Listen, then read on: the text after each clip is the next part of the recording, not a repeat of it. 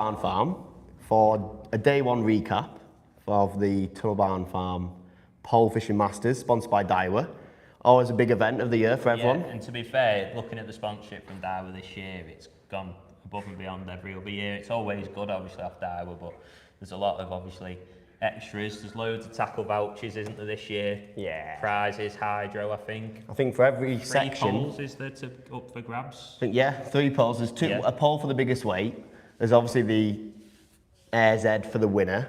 And there's another G50, I think, going up for grabs. The G90 Pro, I think. The G90 Pro. So there's unbelievable sponsorship. Definitely the best sponsored event of the year. Oh, 100%. And that's why it's always so well attended on here, is because Daiwa support it well.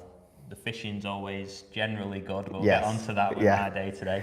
And and everyone has a good time, and it's a brilliant festival. So starting with today, are we going to talk about my day or your day? Yeah, let's talk about your day first. Yeah, we'll leave the best till last. So my day, obviously, luckily enough last year to win the event. So they called me up first to draw. I didn't realise that was the case. I didn't realise they were going to do that, but they said, yeah, you're first to draw. Which normally I'm pretty much, I stay back and get a peg at the end, but anyway, straight in the bag, and I drew peg 40 on high pull, which if I'm honest, I knew straight away was bad. Not a great draw. But being truthful, I thought it was terrible. Yes. But, you know, I tried to be a little bit positive. I looked at the section that I was in and I thought, well, you know, it didn't look like it was going to be a massive weight section. I thought if it's a 70 pound, 80 pound section, then maybe I could I tried to look at it that way. Nip and tuck sort of thing. Yeah, get in there, looked at the peg. You've not got much to fish to, I'll be honest. You haven't got much of an island. You like looking down the lake there, aren't you? Looking down the lake, it's very narrow, tiny little bit of an island. But I spoke to a few people and they said you can catch shallow still up to that island, it's quite deep. So I thought, well, you know, I've never been in that area myself, so I thought, you never know. Yeah. There's only a tiny little bit of grass there, to be fair, to fish to. But I thought, I'll lose feed casters to that. I didn't have any other part of the island to fish to, and it was quite deep there, so there was no room to fish like in the mud or anything like that. You literally got like 2 meters of island, if that? Yeah, probably not even that, and you've got peg 42 in, fishing to the same. Yeah, right in there, 42's like this, you're like this. Less than a metre apart, I'd say. And then obviously with 43 in, but to be fair, I've seen that 42 catch before, so I think when the wind's down there, can be a really good peg. You can actually catch a few, but I just knew today with the wind off my back it was going to be hard. So yeah, I was going to plan to fish there. I've got a bit of cover in my left edge. You've got a bit of a corner there. I thought I might have caught some shallow there, which was probably a mistake looking back. I'm going to talk about that. I was thinking about what I could have done better today. It's probably going to be that left hand edge.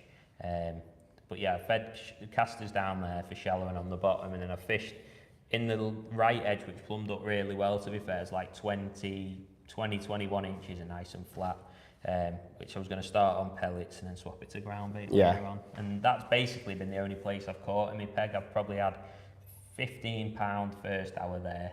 On micros and expanders? Yeah, and on micros and expanders, and I probably had 20 pound last hour and 20 last hour and a half there, maybe more, 25 pound maybe.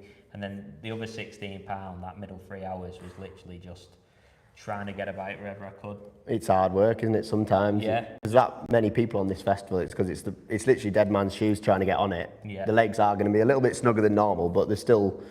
Yeah, there's always going to be some bad pegs. It's just the way it goes. Unfortunately, I've drew in a bad little area today where we've all sort of struggled in that little area, but it's just the way it is.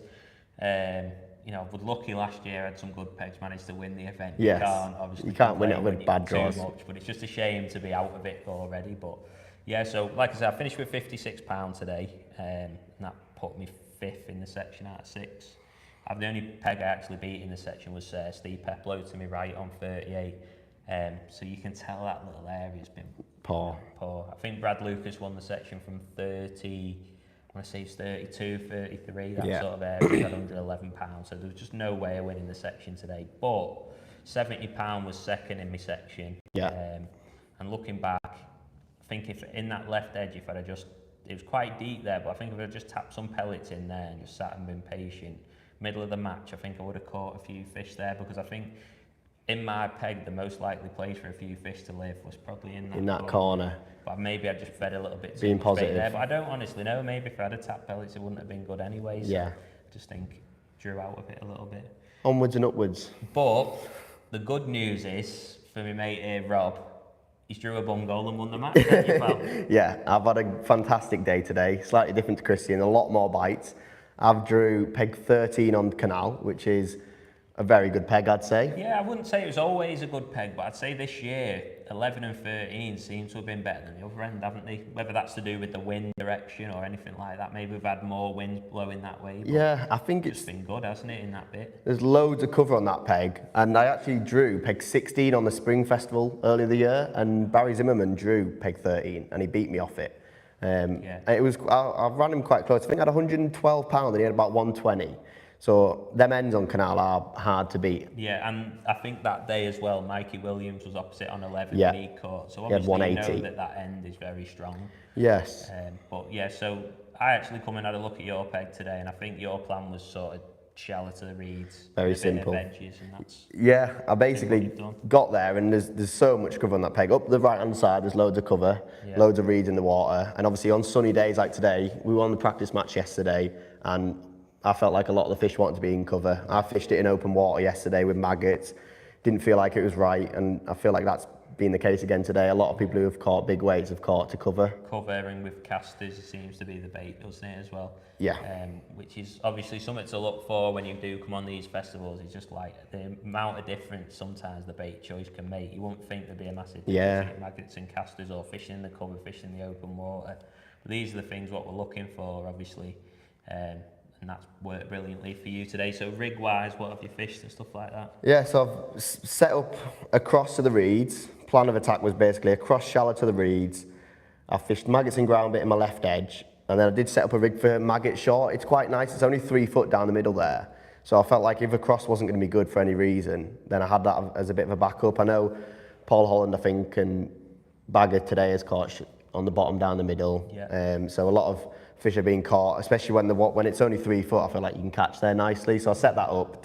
I hope not to need it, and essentially just fished across to the cover most of the day. Rigs was just a little RW number 1 dibber, overshotted rig. Overshotted rig was best for me by miles, and I literally fished it 6-inch under the float, which is the shallowest you can fish. Yeah. Then the float, which an RW float was at 2.5 inches, and then 4-inch above, so probably 12-inch deep. Yeah, it's about a foot deep, isn't it? About a foot I deep. think it's a little bit less than that. I think it's about 11.5, 12 inch. But yeah, shortest rig you can fish a tunnel basically in terms of your overshotted rig. Yes. So obviously they've come right up underneath the cover. Yeah. Have you just had to poke it in, or have you just caught on the edge? I've caught most of them on the edge. I've had a couple poking it right under, but there's quite a lot of roots and stuff under there. So every time I put my pole under, I was coming back with something. So I literally pushed my pole right up to the edge of the reeds. Loose fed casters. I've fed around about 8 pints of casters throughout the day. Just kept on firing them out of the reeds. Yeah. Poking my rig right up against it, and I've caught little stockies, odd big F1s. I've had loads of stockies, like 6-8 ounce. Yeah. Quite a few pounders, and then you get the odd 2-pounder just to keep ticking over. The first half of the match been absolutely mega shallow. Just caught steady away. Tom was sat behind me for a bit. I had some really good spells there. And it was weird, you'd get like 3 or 4, like as fast as you could get your rig in, then you'd sit there for a bit, and then you sort of go back in. But I tried alternating depths, going down sort of 15, 18 inches, but I just find when you fish it, when you've got like a massive bunch of cover, when there's loads of reeds, I think them fish just sit right up in the water. Yeah. And I think what happens a lot of the time is you get a little run and they're in your peg, and because it's only quite shallow, the water what you're fishing in, they'll just literally either back into the cover or move out your peg, and then they'll just come back in your peg at the same depth sometimes. Obviously, when you're in open water and there's a bit of depth, They'll go up. they'll go down, they'll come back up, and you might catch it at a few different depths. But like you say, generally, anywhere from like 8 inch to like 14 inch is always a good depth, isn't Definitely, it, when you're yeah. fishing up to cover. I fished it literally like, on that peg, it sort of bends round because you're on the corner, and I fished it slightly to the left where it was the deepest. I just put my plummet on at the start and tried to find the deepest water against the cover. Yeah. Just to basically try and make sure I was fishing in the right spot where I could get the most volume of fish in my peg. And I just loose fed it there. First half of the match, I basically just sat on that, fish, just getting a bite of trick. Obviously, I've had 173 pound, which has won the match. So it's a mega start. And when you're catching them kind of weights, it's not, you don't need to alternate. I've had a quite simple day. Yeah, but you also did fish in the edge, didn't you, to your left? I did. I started that. I actually started there on micros and expanders and had a few on that.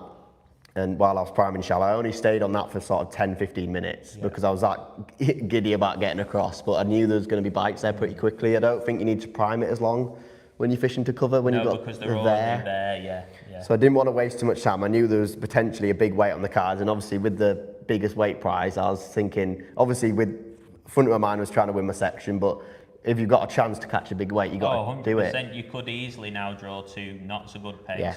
And then obviously then you'd regret not trying to go for the biggest weight. So Exactly. if you do think you drew a good peg, you've got to go for it a little bit, haven't you? Because hopefully, even if you don't catch as many as you'd like out the peg, you'd still like to think your peg would carry you through to a bit of a section win anyway, because you know your peg's strong. So yeah, and so you've had a few in that edge. Rig wise, just like I've actually fished a bagger float, one of the 0.4s. They're similar to a muddy, basically the same style float. Fished one of them, it plumbed up 20 inches deep. I had to cut it out at the start because it's like the bank goes like away to your left. So I've had to shear all the grass down so it's nice and flat so you could actually see, and I had to lean right forward. But you can get about that far away from the bank. It's a little bit rooty and it comes up on a little bit of a funny shelf, but it's fairly flat, 20-inch deep. And I've just potted an odd bit of ground bit through the day while I've been fishing. I've fed marine halibut and green swim stem. 50-50, just really wet, nice and damp. Kept potting a bit in throughout the day while I was fishing shallow, just in case I needed somewhere to drop.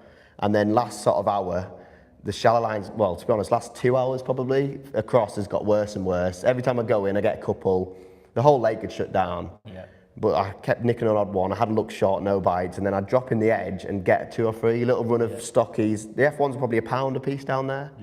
And then going into the last hour, I sat on that for quite most of the match, to be honest. Once that shallow line had sort of petered off, I kept firing it all day. I didn't give up on it because I thought there's a potential for a run late on. If that, obviously, I didn't think I had 170. I felt like I probably had more like 130, 140. But them stockies, you got to be so careful with your nets. I think because obviously when you've got like a 65-pound net limit, or if you catch like 40 odd fish and you think they're £1 a piece, they can easily all be 4 or 5 ounce more, and you're well out on your net. So you do have to be careful. They always weigh a lot more than what they look. They're always over £1, aren't they? I've clicked £35 in one net and it's went 54. So which is, you got to be so careful. So basically, I've had a lot of pounders down the edge, and then in the last sort of 35 minutes, some better fish turned up, just feeding a large guru every time, 3 maggots on the hook, and I just kept it nice and tidy, kept firing casters across. The nice thing was, with that edge being to my right, I could sit nice and comfortable, rest my pole on the bank and feed shallow. So it allowed me to keep that going all day, which is a bonus. Obviously, if you fish it to your right, you're going to have to be across yourself and it's just not as comfortable. And then right at the death, I potted a bit of ground bit in down the edge, went across, and I looked down at my watch and there's 4 minutes to go. So I thought, I'll have one more drop in the edge, dropped in, hooked a carp £5. Come back, dropped in, another carp £4, and then dropped in and hooked one just before the whistle £3. So I've had 3 carp in 4 minutes. That's absolutely mental. I had it actually on the Spring Spectacular Festival. I think I was on about peg 6 on that canal. And exactly the same thing happened that day. I was not really catching a lot in the edge, and then like 20 minutes to go, I think I caught like 4 or 5 carp and some big F1s, and I caught like £40 like that. It's amazing how you can't just give up on any of your lines. Like I felt like that today. I was trying not to give up with my match, because I know they can just turn up, but it didn't really materialise today. But on these lakes, which have got so many fish in, they can always just appear for you from nowhere. But so that's the results. So it's fished reasonably well in areas, it's fished tough in areas as well. I think so. I've won it with 173, and then there's been someone who, Jimmy Bucks had 155, I think, on house. He's won that section with 150 odd pound on peg 33. Andy Bennett's won his section with 140 odd on house. There's been 140 on extension. I think Sam Slockett's had 130 on top pool. So there is. In areas, it's fish great. It's just you got to draw the right areas, and some sections can be a bit tougher, but there's a lot of tight sections which are harder.